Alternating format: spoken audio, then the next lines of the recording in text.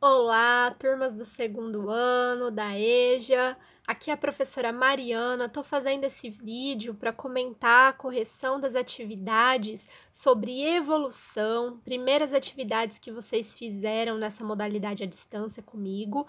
Mas antes de trazer aquelas 3 questõezinhas, eu vou falar sobre uma que eu tenho a lembrança de ter passado para a turma da tarde. Não sei se deu tempo de passar à noite, mas acompanhem aqui que vocês vão entender e vai ajudar muito a diferenciar algumas coisas centrais para o estudo da evolução. Essa atividade, ela falava assim pra gente. Das 2 afirmações abaixo, diga quem dos teóricos da evolução teria dito cada uma, Darwin ou Lamarck.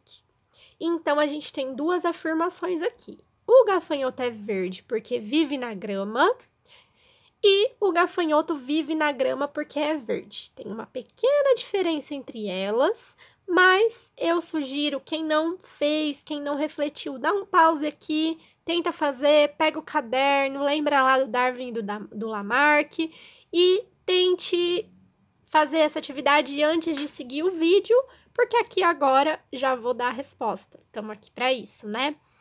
Então, gente, vamos fazer a análise da primeira afirmação. O gafanhoto é verde porque vive na grama? Então, ele é verde por viver na grama?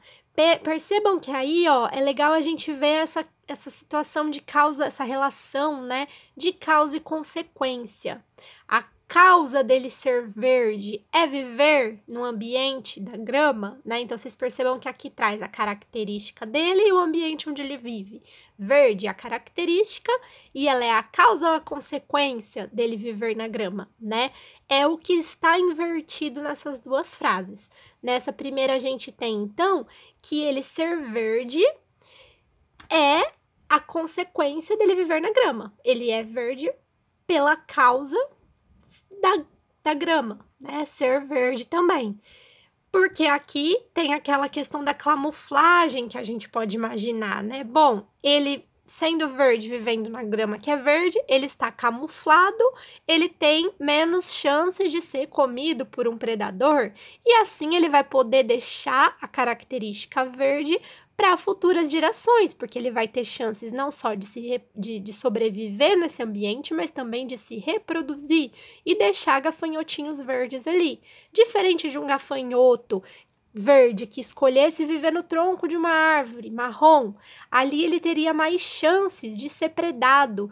E se ele fosse predado, né, ou a maior parte deles, antes de se reproduzir, essa característica verde, ela não seria mantida, né? Ela não foi favorável para ele sobreviver ali, ela não seria mantida naquele ambiente. E aí a gente não encontraria gafanhotos verdes vivendo no tronco.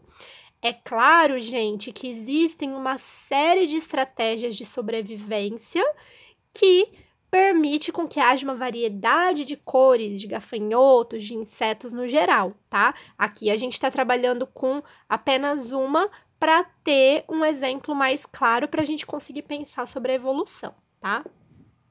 Mas essa ideia do ser vivo conseguir transformar ou mudar a sua característica para se adaptar a um ambiente, né? Ele ser verde para estar na grama que é verde, está de acordo com a teoria de Lamarck. Enquanto achar que o gafanhoto vive na grama porque é verde, está baseado na teoria do Darwin, tá? Partindo para analisar a segunda frase, então. O gafanhoto vive na grama porque é verde. Então, agora, qual é a causa? Ele é verde. E por ser verde, ele vive na grama. É a consequência ele viver na grama, né?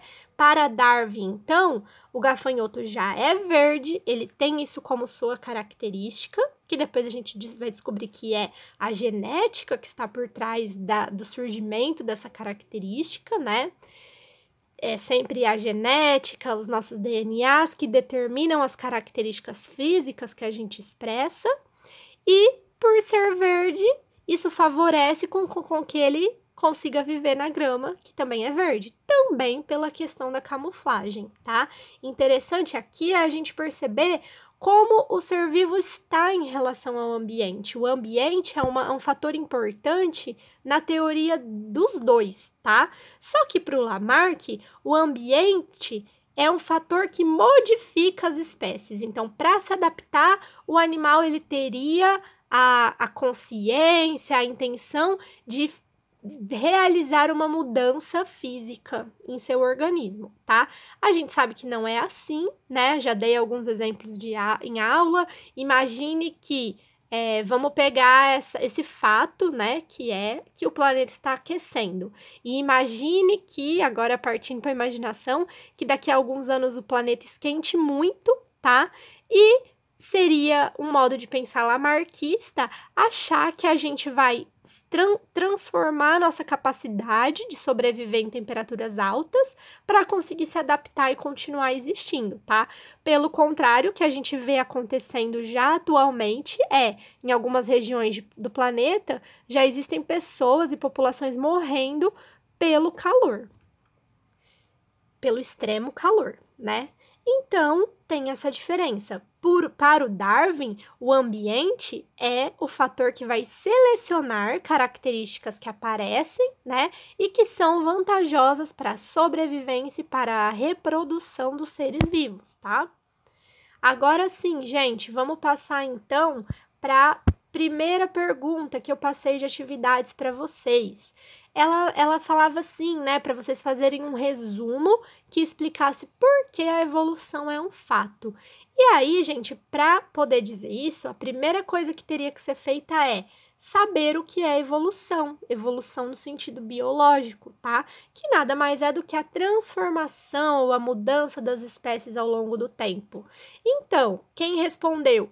A evolução é um fato porque os animais, os seres vivos, de maneira geral, mudam ao longo do tempo, estão mudando, né? Já mudaram e ainda estão mudando. Eu já considerei.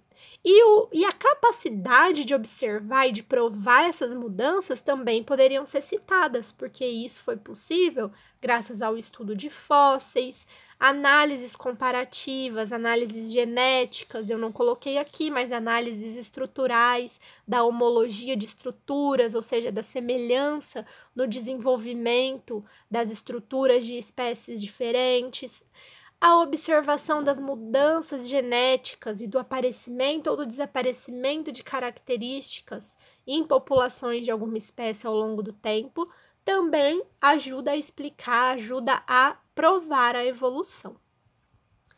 Em segundo lugar, antes disso eu trouxe aqui uma frase que está na introdução do livro A Origem das Espécies, do Charles Darwin. Aqui tem também o período em que ele viveu, uma foto dele e uma foto do seu caderno, do seu diário, em que ele colocava suas anotações, o que ele pensava sobre como acontecia a evolução. E a gente vê ali a primeira arvorezinha da vida, em que ele mostrava o parentesco, a relação entre espécies ou seres diferentes, mas com uma raiz, com um ancestral comum ali. E o Darwin disse que é bastante concebível que um naturalista, como era ele na época, alguém estudioso do ambiente natural, refletindo sobre as afinidades mútuas dos seres orgânicos, as suas semelhanças, né? Suas relações embrionárias, então o grau de semelhança entre embriões e entre o desenvolvimento embrionário de várias espécies de grupos diferentes, sua distribuição geográfica, sucessão geológica e outros fatos similares, chegasse à conclusão de que cada espécie não fora criada independentemente, mas se originara de outra espécie. Isso foi muito polêmico na época e até hoje em dia, para muita gente é muito doido pensar nisso, né? Mas é um fato que se comprova e quando eu falei para vocês em aula também, né? A genética tá aí para mostrar muito disso pra gente, porque as análises das sequências dos genes, do DNA, que configura cada célula do nosso corpo, mostra o que pra gente? Que entre nós e as vacas, por exemplo, 80% desse código, dessa sequência genética é semelhante. Apenas 20% é diferente e é o que traz toda essa diferença entre as duas espécies que a gente pode observar. Mas a gente tem muito mais relação com os seres do que a gente imagina, né? Em termos de constituição, celular, molecular e comportamentos, inclusive, né? Então tá, gente, agora partindo para a segunda questão. Como Lamarck explicaria o desaparecimento dos dentes do siso na espécie humana? Eu trouxe essa questão, né, porque muito se fala hoje em dia do porquê, ou se realmente os sisos estão desaparecendo na espécie humana. E isso está baseado no fato de que uma parcela boa das novas gerações estão nascendo sem ter os dentes do siso, ou ter menos do que 4. E aí, como que a gente poderia explicar isso, mas de acordo com Lamarck? Recrutando a sua primeira lei, a lei do uso e desuso, que fala pra gente que se algum órgão ou alguma parte do corpo não estiver sendo usada, ela vai atrofiar, subdesenvolver-se, né, e até deixar de existir. Ao mesmo tempo que algum órgão ou parte que for muito usada, ela vai se desenvolver, ela vai ficar maior ou até mais comprida, como o pescoço da girafa no exemplinho clássico que a gente estudou. E aí a gente tem que pensar também na função do dente do siso, né? A função dele seria auxiliar na mastigação de alimentos mais rígidos, mais duros. E aí a gente pensa, bom, a espécie humana agora não precisa comer alimentos tão duros, agora os alimentos são mais macios por causa do cozimento, comparado às épocas de vivida na natureza, na vida selvagem, que estaria na base da origem da espécie humana. Então o siso está sumindo porque ele não está sendo mais usado, né? Seria basicamente essa a resposta. Porque o desuso, já que agora a espécie humana não precisa comer alimentos tão duros.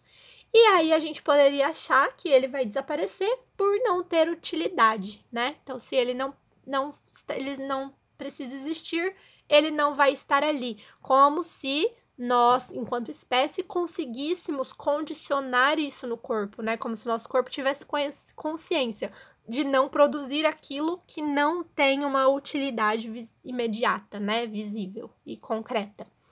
Se fosse assim, também não teríamos aquele ossinho no final da coluna, que é o cóccix, né? Já que ele não tem nenhuma utilidade e acredita-se que ele seja um órgão vestigial, ou seja, ele é o vestígio do que já foi uma cauda nos nossos ancestrais. Então, aqui seria essa a resposta. Lembrando, gente, que a teoria do Lamarck, ela não é mais aceita atualmente. Então, se vocês ouvirem alguém dizendo que o siso está desaparecendo porque a gente não precisa mais deles, porque a gente não está usando, isso não é uma explicação correta, tá? Na verdade, ter ou não ter o siso não traz alguma vantagem, né? Não é vantajoso nem desvantajoso ter esse dente. Então, a nossa genética, ela varia aleatoriamente, da mesma forma que nascem humanos com malformações, né? Com ausência de algum membro ou de algum órgão, né? Crianças sem cérebro, por exemplo, anencéfalas, que não conseguem sobreviver com essa condição, também nascem pessoas sem algumas estruturas e conseguem sobreviver. E isso não vai afetar a sobrevivência dela, não ter um dente do siso, e isso pode se espalhar, essa característica pode se espalhar pela população, de maneira que não tem a ver com uma adaptação ao ambiente, tá? Então, na verdade, o Lamarck não consegue explicar isso, e nem a teoria da seleção natural do Darwin também explica. Que explica o desaparecimento do dente do siso, só para esclarecer vocês, que a gente não estudou essa parte, seria a questão chamada de deriva genética, que afirma pra gente que algumas características flutuam na população sem ter vantagem ou desvantagem. E justamente por isso é que o aparecimento delas é aleatório, tá? Pode ser que chegue a sumir, pode ser que continue na espécie, mas em frequências diferentes, já que ela não é determinada por um aumento de vantagem ou por ter uma desvantagem, tá?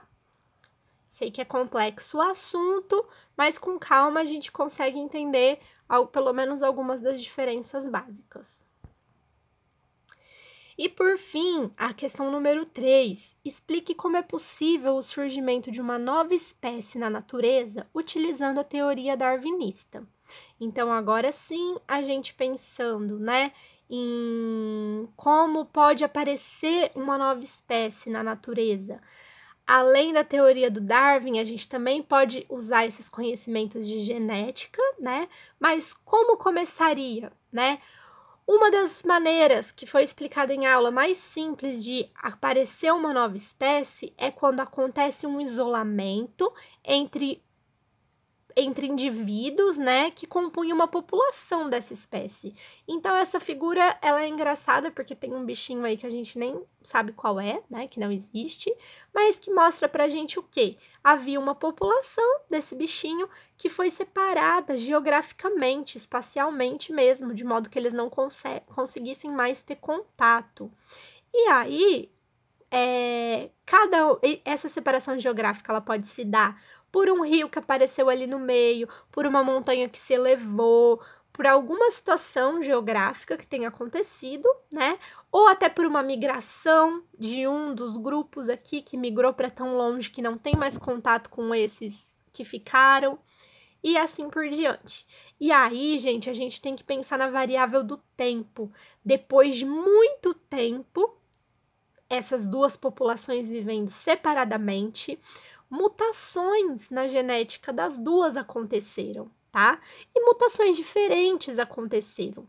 Se esse grupo tivesse unido, essas mutações elas se esparramariam, se espalhariam pela população como um todo, tá?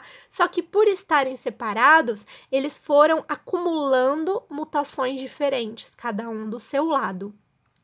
Até o ponto em que a gente olhando para as duas populações, elas já se tornaram tão diferentes a ponto de não conseguirem mais se reproduzir com a população que ficou lá distante. Então, agora, por esse isolamento reprodutivo, por essa impossibilidade de se reproduzir, é que a gente determina que foram originadas duas espécies. Afinal, para a biologia, uma espécie é um conjunto de indivíduos capaz de se reproduzir e deixar descendentes férteis, tá?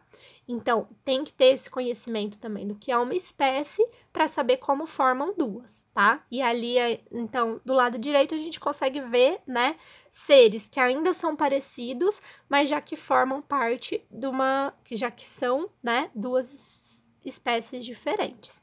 Na natureza a gente vê muito disso, né? Então a gente pode falar do cavalo, do jumento, do burro. Como a gente sabe que são seres de espécies diferentes, por que a gente não determina que é uma espécie só?